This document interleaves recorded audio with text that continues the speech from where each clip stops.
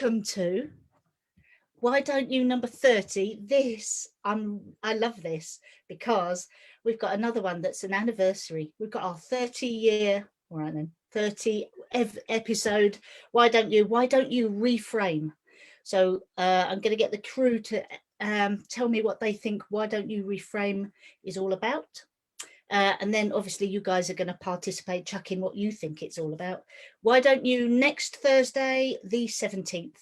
It'll be a different subject, but there is a next Thursday version of Why Don't You, and that is on the 17th.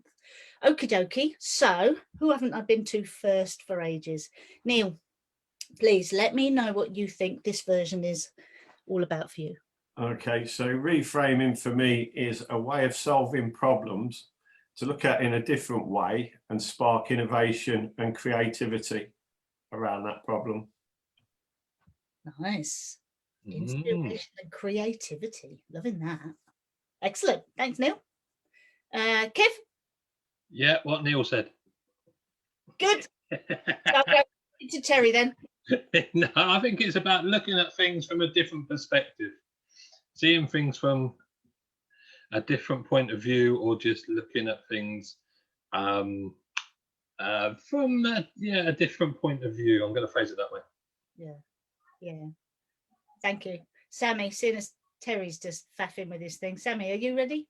As ready as I'll ever be. Yes, so I think reframing for me is about the second thought, because that's usually the one that refers to the self-limiting belief. So, for instance, you could say, I forgot to take my library books back. I don't know if anyone still does that. And then the second thought would be, because I'm so stupid. And to me, it's about looking at that second thought. Second thought, loving it. Second thought is, I should have got this earlier, but I didn't. Thank you, Sammy. I think the self-limiting beliefs, I think that's massive. So for me, that's a massive part of what reframing is all about. Problem solving or empowering people. Terry? Yeah. What Kev said, isn't it? Not really been paying attention so far, but it's a lovely day. It is. It's a lovely day. I'm looking forward to this because I'd like to see how people turn things around to be more positive. So it'd be good to get some more ideas. I've got a few ideas myself, but I'd like to get some more and get others' opinion. Is that kind of what we're talking about? It can be. Got it kind of right. Be about. I think reframing that's what it's all about. You can reframe anything. That's what I thought. That's the whole point. I think any of the why don't use, it's wherever it goes. It's wherever it goes. We don't really have a format. Exactly. And that's why it's always wonderful when people prepare so well. Why are you looking at me when you said that? Kev, have you got a question that's going to start everyone off? Because you always got a good question. Maybe, yes. So how would you deal with the situation with someone that believes they can't do something? For example, a roundabout, Ian, huh? Okay, yeah. Take roundabouts then. How would you reframe the situation that they believe they can't deal with roundabouts? Who's got a thought? Who's got a thought? Di's always got a thought. Di, I've missed you. Sue, I've missed you. Guys, I've missed you. I miss everybody, actually. I miss it. Hello. Don't you? Hello. Anyone got any thoughts then? Me? Guys, oh yeah, go on, Sue. Please, Sue. Thank you, Sue. I think the other side to reframing that links with the roundabout is the physical reframing of the environment. And very often, if somebody has a problem, for example, with a roundabout, it might be just about showing them what else is on that route and ignoring the roundabout. So, I mean, you can use it in lots of different ways, but just driving around a block and asking the pupil to focus on a particular thing, like counting the number of pillar boxes on that route, and then driving around the block, same block, and counting the number of black front doors, or something more specifically driving related, but just to show people that whole variety, and that if you reframe in that way the physical environment, you actually can remove the problem about the roundabout. Absolutely. I mean, that's a wonderful reframe. It's no, it's a really good thing. Really, that's thinking about it in a different context. Has anyone else got any thoughts about Kev's question? Yeah, me. Really? Yeah. What Sue said. Absolutely what Sue said. Reframing. So what Sue was saying is, really, you can even take reframing to that extreme where you're getting somebody to focus on something completely different. I love that. The most regular reframing that we do is I think at roundabouts where people reframe in terms of, let's get out the car then. Who's done that? Getting out the car and reframing physically. Literally. Reframing and standing the wrong way around. This feels very weird. I always stand the other way around. Maybe I should do this on purpose then. To reframe. Sorry, the dog just came and said hello. And I wasn't expecting it because I don't actually own a dog, but I'm at someone else's house who owns a dog. So it was a bit of a shock. So the reframing thing is literally just standing the other way. And let's see how I cope with this. It feels really uncomfortable, actually. So reframing even this, it just, I wonder if it makes me think out of a different side of my brain. Who knows? I shall let you know at the end. So reframing myself is really uncomfortable at the moment, but reframing and standing, Ian, have you done that one? Stand and look at something to do with roundabouts. So you've done it. I'll invite you to speak, but you don't have to. You haven't gone for your mute button, so I know you're all right. Okay. Terry. Just a suggestion about reframing. You could reframe your camera so F2 isn't in the video with you. Is she there? Yeah. Now you stood that side, we can see her. Now we can't. There you go. F2 is sitting there. Look at that. Reframe. Perfect. Reframing. She just said how embarrassing. So F2 is there, sitting there, waving at you. Come on, do an invisible hand. No, she won't do it. So I won't stand that side today then. I might do it next week. Reframing can be just taking that step back. What other reframing do you guys do? Normal ones, regular ones that we encourage PDIs. Terry? My favorite reframe, one of them, is when I say I never or I always. That's my favorite, one of my favorite ones. Because it's never, never, and it's never always. And those are two words that I try and stay away from as well. Yeah. So literally reframing the language. Mm-hmm. Yeah. I love that. Tell me what you mean by never. Tell me what you mean by always. Yeah. Yeah. Love that. Go for it, Di. Nice. Terry, thanks. Yeah, I think for me, reframing is literally that. It's actually getting them to see the bigger picture. Because I think quite often they will focus on a very small part of a very big picture. Yeah.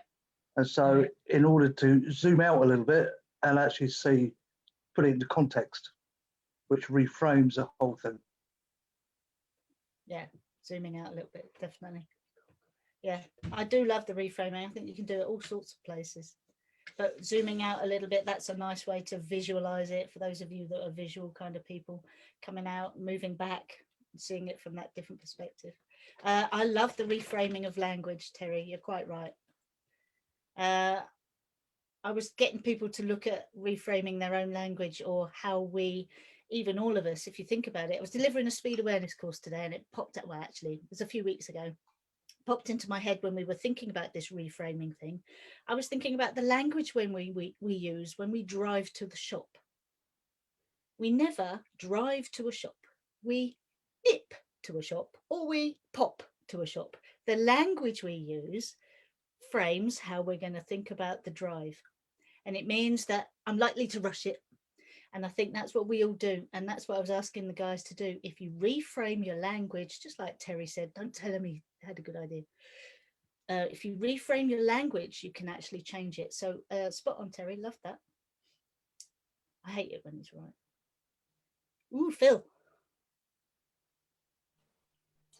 I think also reframing, sort of going back to the roundabout scenario that we all talk about, is getting your pupil to imagine what the people on the other parts of the roundabout are thinking and what they're thinking about themselves, and why they might behave the way they do. So I think that's a reframing as well. But it's quite good to get them to think of it from somebody else's point of view. Absolutely. Yeah, I love that with not even the roundabout thing. You know, when you have that new driver and they're waiting behind the bin lorry or the bus and they can't go because there's oncoming traffic. They can't go, and they're starting to get edgy. You can see it. You're looking at them. Body language is really freaking out. And then as you say it, and when you think about them and waiting, and you say to them, on the way here, before this, you were waiting for the bin men. Did you mind waiting for the bin men to do what they needed to do? No. So it's that reframing again. It's just you change it. What are you doing, young Terry? Oh, you're reframing. That's focus. There is a cool... I'm trying to make a C for comment on Facebook. Oh, okay. Do it that way and I'll know that it's a C. That's a capital C. That's a C. Yeah. Looks like he's drinking. So I'm drinking. Some of the other people have started drinking, haven't they? Not naming any names. Blinkerfield, what? Oh, there's another one as well. Look, there's a Guinness. There's a Cockberg. I don't know what Kev's got. Oh, well, yeah, but that looks like that's a massive gin and tonic, Kev. Comment on Facebook, Terry. Sorry. So from Chris Benstead. Hey all, getting in the other person's shoes. What does that driver think about? Having an opinion or giving advice is something easier when it's someone else's. Absolutely. That's the perfect reframe, isn't it? Yep. Yep. I did invite you, Chris. I'm sure I invited Chris. I'm sure I sent him a link. Di. Chris was on the telly. He couldn't come. Was he? Ooh. What? Telly was better than our Why Don't You? Oh. Well, I suppose so. Chris was on the telly. Anyway, anyone else got any thoughts following on from what Chris said? Oh, Steph, go for it. When you say the word reframe, another word pops into my head, regroup. For me, if something's not working, stop, take a second and think about what could work for the pupil and for yourself. And that, for me, is a reframe. Absolutely. Yep. And then focusing with the pupil on where that could go. Yeah, so reframing using the pupil's input. Love that. Yeah, definitely. I'm trying to think because I didn't look at my definitions, but I think Ian might have done. Sue's, I was going to say, Sue's got a point. Sue's got a point. I was going to ask Ian. Oh, did you want to ask Ian instead then? No, he won't. He'll talk when he's ready, Sue. He'll talk when he's ready. I think sometimes sort of linked to what Di was saying, and also the limiting beliefs and the literal reframing to actually get somebody. How do you do a little square? I can help you. I'm good at making shapes with my fingers. So to get somebody, like if you've got your learner or your PDI, just to frame what they can see, and then to move that frame around and describe what's in the frame each time. You know, if they're sitting in the car, for example, and then to change the focus of that frame. That just then helps people understand about perspective and about where you're looking and where you're focusing. Brilliant, Sammy. And the fact that we know that inexperienced drivers' biggest issue is where they focus in driving, where they look and where they focus. And we understand that experienced drivers have great peripheral vision. So actually, experienced drivers learn that they don't have to shift their focus in order to process what they can visually see. But inexperienced drivers do have to shift their focus because they've only got that 3° or something central cone of vision.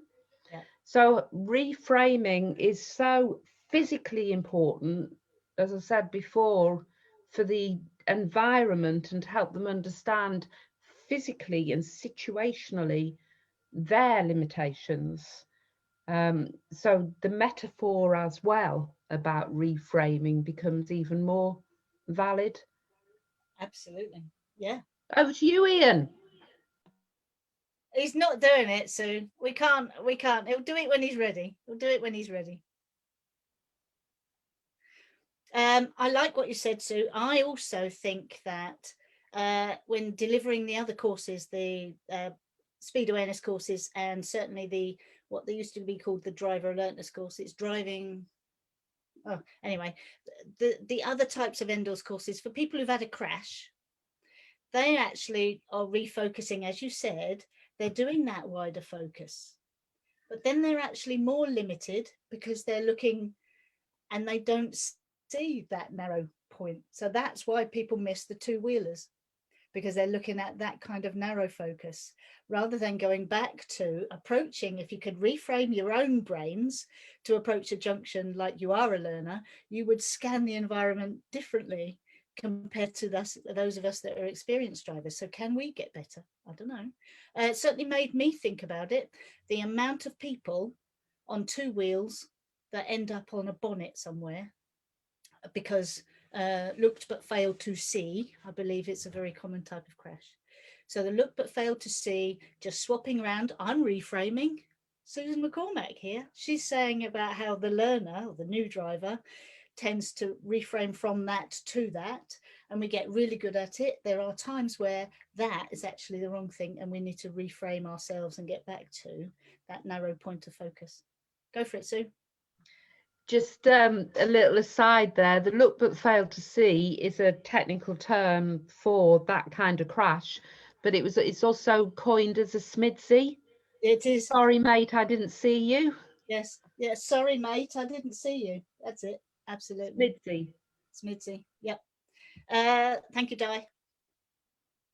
Yeah, it's really on the same subject as that, Fiona, and that is quite often that is because we are trained to look for cars. And so reframing to look for gaps actually helps you to see more. There you go. How many of you guys trained to look for a gap? Or how many of you trained to look for cars? Sorry, my hand's going up, but making, yeah. So yeah, we're all training to look for gaps. I don't remember how I was trained, but it could have been looking for cars. Are there any cars coming round the roundabout? Where is your gap? Is a different, it's reframing again, it's reframing the language. But thank you. Yeah, no, it's really, really valid. Terry, you said there's a comment. Yeah, Chris has got a comment on Sue's comment. Chris used to have a kitchen roll tube in the car to look through. I think it's a great idea. Yeah. Oh, something I found on Chris, introduced via Chris and Ian, was the Chinese finger trap. Does everybody know what a Chinese finger trap is? I'm going to hazard a guess, no. I'll get one out of the car for the next Why Don't You? I shall bring a Chinese finger trap. Someone will look it up. Someone will put it on that Facebook on Neil's page. We're on Neil's page, aren't we?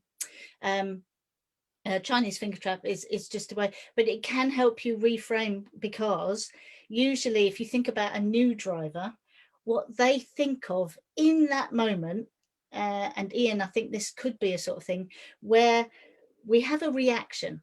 So a new driver driving down the road will have a reaction when it's going wrong. Do something. Do something. And people do something crazily, and they stamp on pedals, push all sorts of things, and try and go faster, usually, or stamp on the brake and go much slower. So they do something. The Chinese finger trap is a way of reframing something, so people get their fingers stuck. But in order to release a Chinese finger trap, because you pull, the reaction is my fingers are stuck in this thing, which tightens when you pull, so you cannot get your fingers out. It's like the old version of handcuffs, as in the Chinese would have used that. And you can't get your fingers out. The way to do it is you have to hold it and push, which is counterintuitive, which is the same thing as when you don't want a driver to push things, you want them to just come off. And it's counterintuitive. Your brain in that moment makes you do something, and you need to reframe it. You need to, and that's what we do. I think when we train drivers, we say, change it a little bit. Actually, don't do anything. Find out what you need to do. It's that pause, but it's reframing. And that's, I think, one of the things that we train people to do. Not the stamp. Not the stamp. Steph, are you all right? Looks like you're getting attacked or something. I can't hear you. You're muted, Steph. You going outside for a cigarette or a bit of internet? No, I'm fine. I just need some air. I was just getting up. I'm getting old. To get up is harder job these days. I'd just like to say about reframing and you know what you were saying about pushing and pulling. In my part 3, yay. Sorry, I have to have a yay. I can't believe it still. Thank you. My topic wasn't my goals. My topic was traffic lights and pedestrian crossings. But I didn't teach pedestrian crossings. I taught pedestrians, and that was my frame. Pedestrians will cross anywhere and everywhere. And we had the prime example on my test where someone just stepped out. There was already somebody stood in the middle of the road and someone stepped out to our left. Had my pupil not been going slow enough, we would have hit them. But because we were already framed on pedestrians, excuse me, stepping out anywhere, he was able to deal with. So this framing is, yeah, you're right. You can't just say, this is a pedestrian crossing, this is when they could cross. It is what could happen elsewhere and everywhere. So this reframing is very important, definitely. So that's all I wanted to say. Thank you. Yeah, brilliant. Thank you. Phil. Yeah, I think what Steph said there is really important. There's a difference, isn't there, between pedestrian crossings and pedestrians crossing. So just changing those two words make a huge difference to the way you look at things. Absolutely. Thank you, Phil. I totally agree. Sammy, it looks like you're still on holiday. Do we enjoy that holiday? I am, and I've got holiday brain, I'm afraid, so I'm not much use tonight. Yeah, that's it for me. Is it? I'm ready for my tea. I haven't had anything to eat since this morning. Haven't you? No. And you ate last in some far off place. I didn't know, guys, you had to sit with a mask on a plane. Yeah, it's very tiring. So I'm a little bit tonight. Brilliant. Is anything on Facebook? Anyone else commenting? Just like Chris? No, nothing else? Does that mean you've got something to say yourself, Terry? Yeah, man. Right, I'm going to give everyone a challenge. All right. If you're watching this now or you're watching this next week or 2 months, I'm going to set you a challenge. Tomorrow, try and reframe at least 3 times during the day. Okay, that's your challenge. And it just makes such a difference to your day, because at least 3 things happen during the day that you wish didn't happen. And to turn it around and look at it in a positive way, it's just something as simple as you're trotting some, I nearly said it, you're trotting some dog mess. And it's like, oh, and you're upset. And you go, but maybe the reframe could be, well, you know what? Now I've trodden on it. Maybe someone else won't. And maybe I've saved a mum with 3 kids screaming, walking down the street and cleaning off their shoes. Because I'd rather clean off mine than have some stressed out mum trying to clean off a young kid's shoe. Totally agree. Does that work? That does work. That's a really good one. Or you could reframe it, at least I've got shoes on. At least I've got shoes on. At least it's only on one shoe. No So need. there's your challenge. 3 reframes tomorrow. That's it. 3 reframes tomorrow. That's a really good one. Reframe. I think there's another one there's another reframe that I've done in the car. It happens all the time. In fact, it happens even when we don't realize it. If you go back in time, so you've got 2 versions of you driving down a road, and somebody comes out of a side road, and they pull out in front of you, and you have to slam on your brake. But they go, oh, sorry. What's your reaction? It's hardly anything, is it? Think about it. If they pull out in front of you, but they don't do anything, think about how you react. But you can, now you recognize where you can reframe. You can reframe your reactions if you wish. Steve! Lovely. Steve! Hello. Here. I'm glad you came.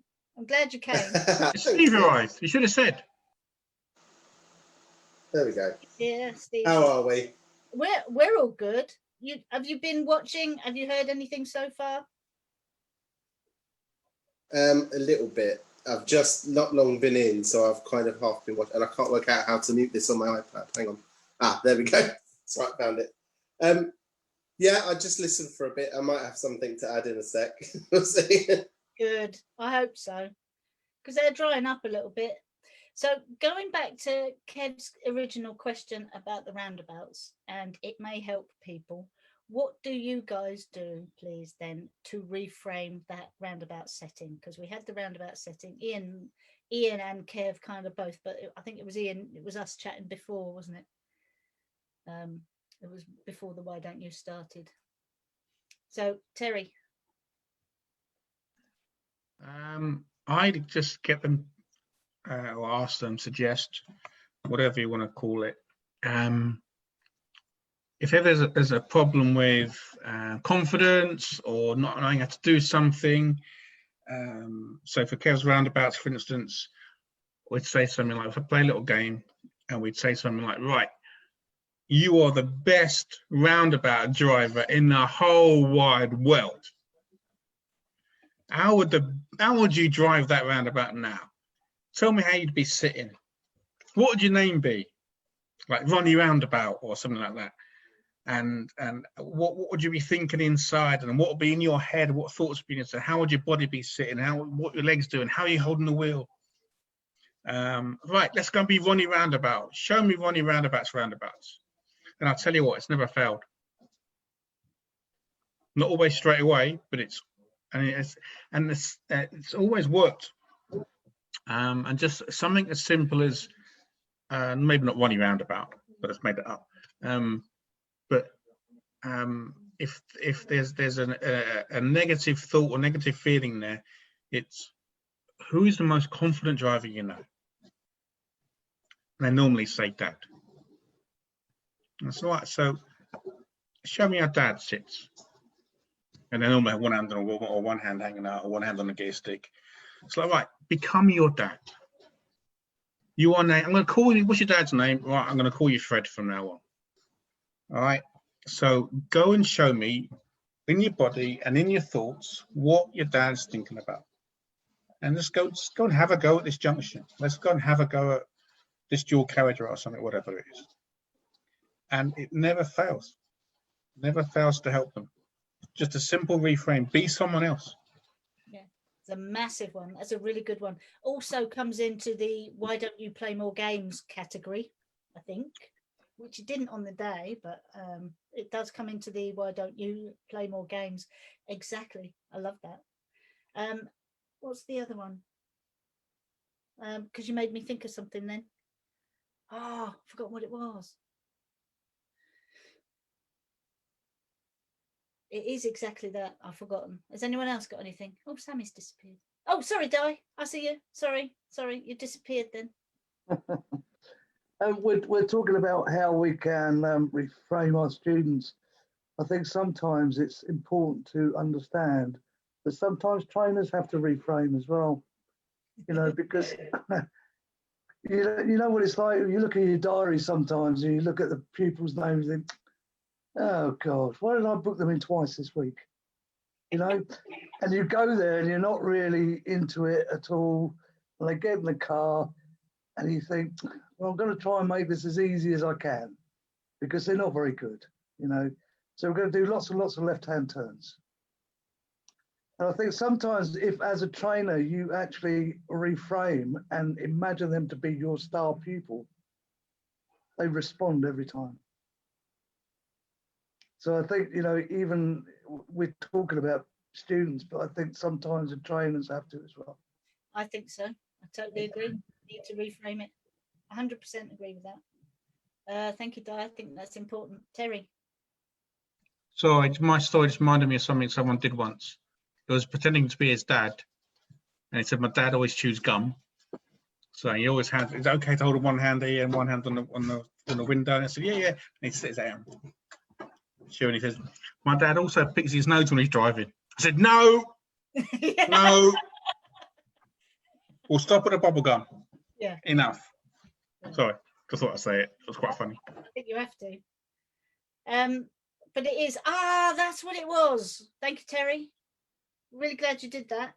Reframing, isn't that what you just said, similar to the Amy Cuddy TED Talk and the body language? Reframe your body language and it changes how you approach. So I will, once again, I don't know how many times I've shared that Amy Cuddy TED Talk. I will share it in the thread on Neil's timeline later or back in the Why Don't You group, wherever we are. I will share the Amy Cuddy TED Talk. It's about body language and how you reframe your body language to change how you are going to interact with the world. And it's just exactly that. It's just that kind of thing. It's well worth 20 minutes of your time, the Amy Cuddy TED Talk. I might say it again, the Amy Cuddy TED Talk. Is everybody okay? Sammy, I hope you're all right. Oh, she's probably having dinner. Everyone needs a mic to look after us. I do love knowing the crew. Is everybody okay? So, Ian, are you getting some ideas about how you might be able to help your young lady learner? Yeah. Okay, yeah, loads of ideas. I think I'm glad I was on the right track earlier. You absolutely were. I did guess it. Luckily, to Kev's answer, what was your original question, Kev? How? That was about 40 minutes ago. I can't remember the last 5 minutes. How do you deal with someone who's something about a roundabout or something? Yeah. So my response was use Google. Yeah. I needed using Google. Why not? I needed Google today because it wasn't the roundabout she needed help with. It was her mind. Absolutely. She knew what to do at the roundabout, but she couldn't release that thought that she could do it. So what did Google tell you, Phil? Ian? Change the negative thoughts. Reframe. Reframing the negative thoughts, which is what we were talking about. Exactly what we did, the second roundabout, and just aced it, really. I've got a quote from Sammy. Can someone read it out who's got access to the It just says change the focus, change the feeling. So she's back in a minute. Yeah, she'll be back in a minute. Dog's here again. Kev, please. I've got a different way of doing it and seeing things. We talked about seeing things differently, but maybe seeing it from a third perspective. So this one is quite interesting if you're thinking of someone that's worried about an examiner or worried about their test or things like that. So they're a bit worried.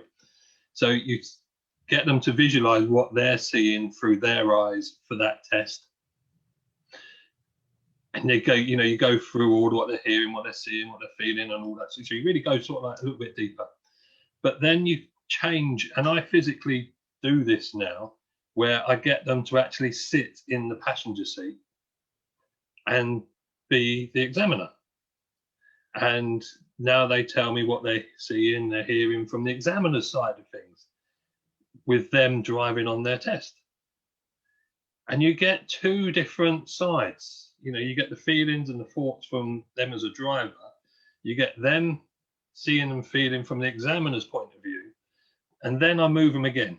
And I say, right, now what we're going to do is we're going to move you into the back. And just imagine you're sitting in the back of the car and you're just an interested observer. What can you see now? What is happening in this driving test? Tell me what you can see. And it's really interesting to get them to basically step back, step away, and just see things differently. And I think for me, reframing is seeing things from a different point of view, seeing things from a different perspective. And what they're actually then saying, it goes back to what Chris said earlier, I feel, with walking in someone else's shoes. But this is three perspectives, really, and seeing it from that and getting the ideas from that person and what they're seeing about the examiner and the student, and what would they like to change now as a result of that. As a result of that exercise, what would they like to change? Absolutely. And it can work really well. So it's a way of dealing with sometimes stress, sometimes anxiety, worry, all of those sort of things. And that works in, I know we'd use it for tests, but it can work in any situation as well. Absolutely. I love that one. Ian's always got a bit of paper. I don't know where he got that from. Notes. He's got a pile of notes, and he always goes, whoa, whoa, whoa. We talk about a book, and Ian goes. I love that one, Kev. It's reframing the reframe as well. When you do the examiner plus the person. The interested observer or fly on the wall. Yeah. What can they see? What can they hear? Yeah, I do love that, and I also love the reverse mock test. So it's a reframe of a mock test. Where people say, well, how do you know whether it's a this or a that? How do I know whether it's a minor or a serious? And I say, well, how do you think? Oh. Sit in the driver's seat. What would you reckon? What do you reckon to this one? What do you reckon to that? How would you mark it? And we're not trained to mark it unless you go on one of the courses, I suppose, or unless you're trained to be an examiner. But it's opinion. And then you get people to think about it. And when people think about it, they reframe it themselves. And often the reframe goes in the form of relaxing a little bit. Nothing on Facebook? Nothing coming out of you guys? Is everyone tired? Oh, Sammy, yes, please. I missed you. What? Oh, I missed you too. What I was just thinking about, that what you said about mock test, it happened to me recently. The girl was absolutely terrified, anxious about her test and wanted a mock test. So I said, okay, let's do a mock test. And she was just absolutely diabolical and just making mistakes everywhere. We stopped, we reframed, because what I did was just wrote down a few things and got her to scale how she felt about those particular things. And then she went off with this scaling and evaluating this scaling as we're going through, and drove like a dream. I said, well, just basically, you've just done a mock test. And she said, oh, have I? She said, yeah. And she passed. So it's just changed her mindset completely. So actually, I can do those things, rather than putting in that horrible environment of being in a test. So, yeah, thank you. Thanks, Sammy. Sue. It was just that I saw Steve's hand up before me. Do you want to go with him first? No. Yeah. Okay. I was going to tell a story, because what you just said, Sammy, reminded me of I did some fleet driver training. I was on a pilot really to for AD Indy, who were had got their own fleet driver training course. So I was doing my part 2 equivalent, my driving equivalent. This was only about 10 years ago, I think, 8 years ago. And I'd driven absolutely brilliant. And George Ritchie, who was my trainer, he goes, "Oh no, this driving's great." I went along for my next session, which was just prior to the test, because you can deliver that yourself, because the DVSA had approved it. And I turned up for this test, and my driving was absolutely awful. It was dreadful. I was driving like I hadn't even passed my L test, and I was a driving instructor. And anyway, George Ritchie pulled me up and he said, "What on earth is the matter with you?" I said, I don't know. I said, "But I really can't drive today at all." He said, "Have you had anything to eat?" I said, "No." And so that kind of reframing was really important, because he took me off for a cup of coffee and a bacon sandwich. And when I got back in the car, I could drive again, and I passed my test. Yeah, reframing with food. Nice. I kind of like that. Yeah. Steve, sorry, Sue rudely interrupted. Hopefully she didn't steal your thunder. I doubt. No, I do a lot of bad driving, but none recently, so it's fine. It's just something Sammy just triggered a memory that from during the week. One of my girls that had a test book before lockdown finally got round to her test. She didn't pass, sadly. This was about 2 weeks ago, and I saw her for the first time, I think, on Wednesday. And it was an awful test, according to her. It was terrible. Everything went wrong. And we kind of sat there and just had a chat about what awful means. And I've still got copies of the old kind of test sheet, the old 25. So, because I think sometimes that's a bit more useful to look at occasionally than the new thing, because it doesn't really tell you much. So we just went through the email and we moved the faults that she was given into the right places on this test sheet, so she could see just how bad her test was. And then once she dissected that, I just said, okay, so all those empty boxes are the things you got right then. Which just kind of lessens the impact of her test. And all of a sudden, she just seemed like 10 feet tall again, that now she's ready to book her test again. She can do it. It wasn't awful, because she didn't get everything wrong. And it's just that one, like you say, it's that one little just flip of the way that people think about things can make such a difference. Absolutely. And that's what the whole thing is about. I think this is such a massive topic. I think that's why we're almost having a struggle to try and get it out, because it's kind of difficult, because it is such a massive topic. Reframing is such a powerful tool, in my opinion. But I do think it's one of those things that's underestimated. It's something I think we could do with a bit of hints and tips for, in terms of getting it to work for us in our favor. Maybe we need to reframe our training sometimes. Not sure. Well, yes, I am completely positive. I know how I was trained, and I know what I did to change that. I didn't stop it. Who did that? Whoever did it. Steve, hopefully you got something to say. I just heard someone say a little while ago about roundabouts. I kind of missed something before that. So I don't know what it was about roundabouts, because I missed the conversation. But this was, I can't take credit for this. This was one of Lou Walsh's fantastic things that I use all the time. When instead of showing them a roundabout, I showed them a picture of a pizza, and we talk about that instead. And how positioning, how the pizza, the shape of the pizza is going to help with positioning on a roundabout. Yeah, totally agree. You watch things just click in their mind when you start talking about things like that. Absolutely. The perfect reframe is when you're having a conversation with a full license holder. And the full license holder doesn't really care for signalling off roundabouts. And you may reframe it when they come to another roundabout and they're trying to get on to said roundabout and somebody else doesn't signal or doesn't position correctly. Or they do that, or they go straight ahead. They're mouthing off about, and I then look at them and I say, so, what were you saying about, interesting, isn't it? But it's reframing into all sorts of ways. It's not just about new drivers, it's about full license holders and anybody else. In fact, does anyone reframe at home? I reframe at home.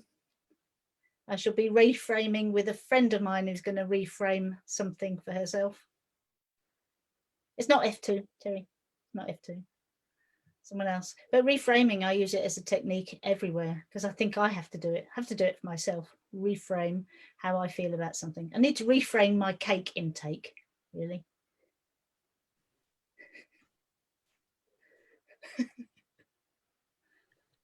I do need to do that. Yeah, you can reframe cake intake so that instead of thinking that 10 cakes is a disgusting number of cakes to eat, you can go, well, 20 is actually disgusting, so 10 is okay. That's it. Well, I have reframed because I have reframed from 1 cake a day is fine, but there are all sorts of sizes of cake, aren't there? So I've reframed to 1 portion of cake a day, and that seems to be working. Terry, you had a thing. Did you want to say something? No, when you said reframe at home, I was going to say, yeah, it's not, doesn't always work when you're trying to reframe with 2 8-year-old boys. No. But it does work sometimes, and it's very good. Not all the time. No, I think kids, reframing with kids. Can't do it with animals so much. I tried it with the dog. They don't really pay attention much, no matter how much explaining I do. So reframing, I think, unless you guys have got something else to bring out. Is anyone else? No? Keith, you've been quiet today. Is it the Guinness? So Keith can't speak. Keith has reframed himself to be a little more slurred. Kev, I think I'll get you to do the recap, not the reframe. Or could you reframe what we've been talking about in a very short manner? Yeah, it's really good. There you go. Thanks, guys. Thank you for watching. Come on, Kev, do it properly. Okay, we mentioned about a physical reframe. Instead of the roundabout, you could mention how many pillar boxes and count the pillar boxes as you go past them, as an example. Someone mentioned reframe by getting out of the car and how seeing the situation differently there. We can reframe the words that people use. So like never and always was mentioned. Reframe to see the bigger picture and visualize it. What other people are thinking from someone else's point of view, like others on a roundabout. I think Phil mentioned that. So what are other people thinking on the roundabout? So reframing that. Chris mentioned seeing someone else's shoes and walking in those shoes, but getting suggestions from seeing things from those people's shoes as well. So what are you seeing from those? Reframe or regroup. Different perspective. So looking through a square, and Sue did it with the fingers and she moved them around, but she also went backwards and forwards to see things differently through that little square. We also mentioned Smidses. Sorry, mate, I didn't see you. And that brought up trying to look for gaps and not cars. It was quite a good one. We got a challenge for everyone. So tomorrow, everyone's going to reframe 3 times during the day and reframe how we react to situations. And we could drive as if we were the best driver at roundabouts and become that person that's the best driver at roundabouts. And sometimes we actually need to reframe ourselves as trainers. Mentioned some lessons we're not really keen on doing, but reframe it, you know, think of what we do. I mentioned seeing it from a third person's perspective and change the mindset. like for mock tests. Sue was eating, so she was, you know, feeling better after she ate. It was quite good. Look at the positives. So the no marks on the sheet and not just the faults on the marking sheet of the test, you know, all the positives from that. And then Steve's likes eating pizzas. Or no, not eating pizzas, sorry. He likes using pizzas to discuss roundabouts. Yeah, and it's reframing, different perspectives. It's anything you like.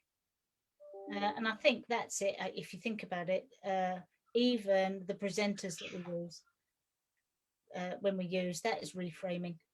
It's using something else, a different perspective, the diagrams you use in your books or whatever. Terry. I think we should finish, Fiona, by discussing loyalty. Because your loyalty has gone out the window, young lady. You have made a Freudian slip. You are leaving the Why Don't You crew to join the Why Donny crew, apparently. Oh, look, why Donny? Sorry about that. So who is this Donny? Is he better than us, is he? Your loyalty stinks, young lady. I did it very quickly. Terry, she's had lessons off you. My spelling ain't that bad. Who does the emails and makes yours appear all spelled correctly? I don't know. Ask Donny, your new mate. Me. It's me. I'm the one who sends out the invitations.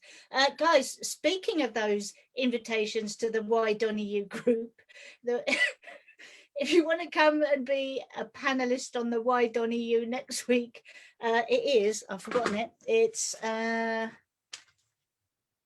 it's number 31. It's Thursday the 17th of whatever this month is. September, right? Why don't you sell without marketing? Interesting. Why don't you sell without marketing? That's number 31 next week, Thursday, 6:30, same thing.